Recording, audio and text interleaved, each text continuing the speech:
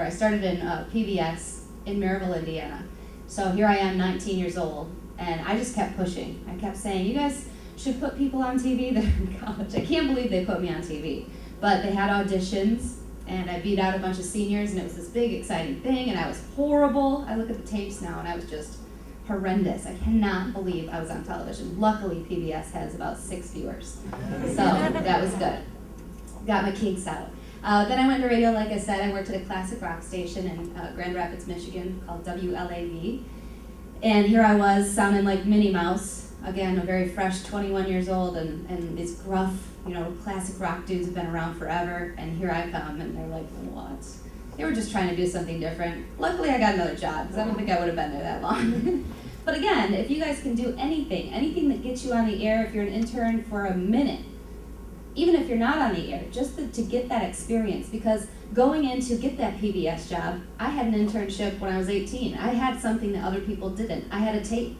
And that, at the end of everything, is the most important part. Nobody cares what your grades were. It's great to try hard. Of course you have to pass, and of course you want to do well, and you want to continue to do those things. But nobody cares. Not every single person in this room is going to fit for every news director, right? So you may work for one person, whereas some other person would be like, there's no way I'd ever hire her. Where you would, be hired by that person. They're just looking for something specific. And yes, they go through and they look at all the tapes and they do whatever, but in their heads, they're looking for that specific thing. If they pop in your tape and it's radio or something, and they hear your voice and it's not what they want, they pop it out. They don't care.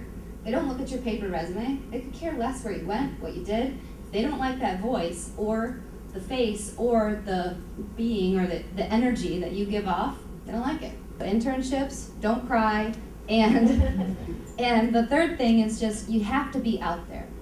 So in meteorology, one big thing is conferences.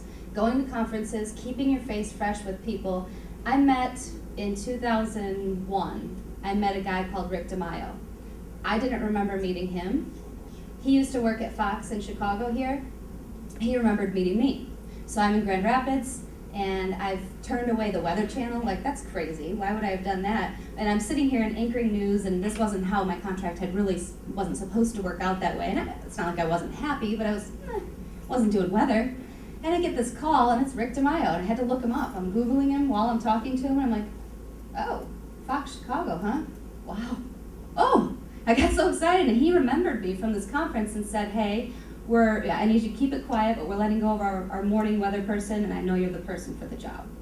So he remembered me from being at a conference. If you can go to a conference, if you can job shadow, whatever you can do to make a positive impact and just to meet people, I think that's how you get jobs. In Kalamazoo, Michigan, and it was about a kid who was being beat, and it was a horrible story. He beat almost to death. I mean, it was awful, right? So I'm in the lead, and the anchor just tossed to me, and I'm describing the scene that played out, and I'm like, hey, and on this California street or something like this, I say, there was a cat call from the street.